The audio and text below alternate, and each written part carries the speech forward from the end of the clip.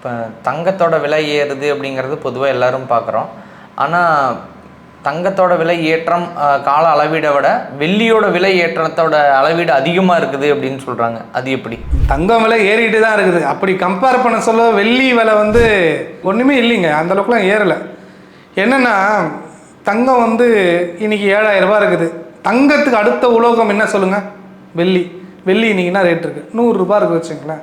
So அதனால் வந்து வெள்ளி ஏற்றம் கம்மி தான். ஆனால் இப்போ வர காலங்களில் வந்து வெள்ளி தாங்க சூப்பர் ஸ்டார்.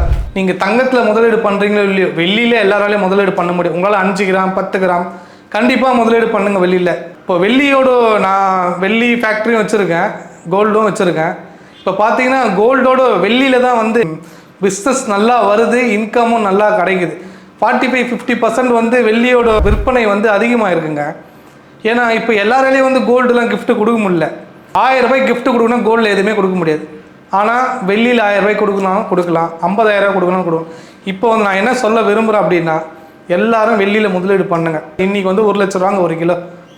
2 வருஷங்க 2 லட்சம் கண்டிப்பாக ஆகுங்க. அதனால் உங்கள்கிட்ட என்ன பணம் இருக்கோ வெள்ளியில் முதலீடு பண்ணுங்கள். இந்த மாதிரி எதனா ஆலோசனை உங்களுக்கு தேவை அப்படின்னா நீங்கள் வந்து என்னை வந்து தாராளமாக அணுகலாம். இல்லை வெள்ளி வாங்கணுமா என்ன கேளுங்க, உங்களுக்கு நான் வாங்கி தரேன். இல்லை விற்கணும் அந்த மாதிரினா வெள்ளி கூட வந்துங்க ஒரு நல்ல இன்வெஸ்ட்மெண்ட்டு. வெள்ளியில் ஒரு ப்ராஃபிட் என்னென்னா, எங்களை மாதிரி கம்பெனி நிறைய இருக்குது. நீங்கள் ஒரு 10 கிலோ வாங்கி கொடுத்தீங்கன்னா வருஷத்துக்கு வந்து அவங்க 15% அவங்களோட கம்பெனி லாபத்துலேருந்து உங்களுக்கு வந்து அந்த ஒரு பெனிஃபிட்டாக கொடுக்குறாங்க.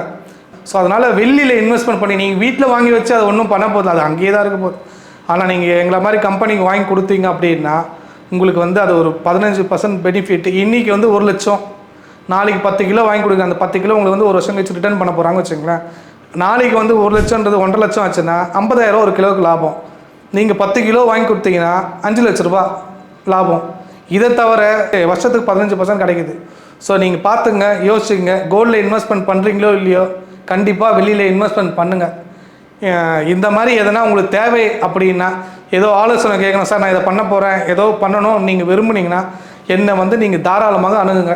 என்னோடய நம்பர் வந்து 9169160208. நன்றி.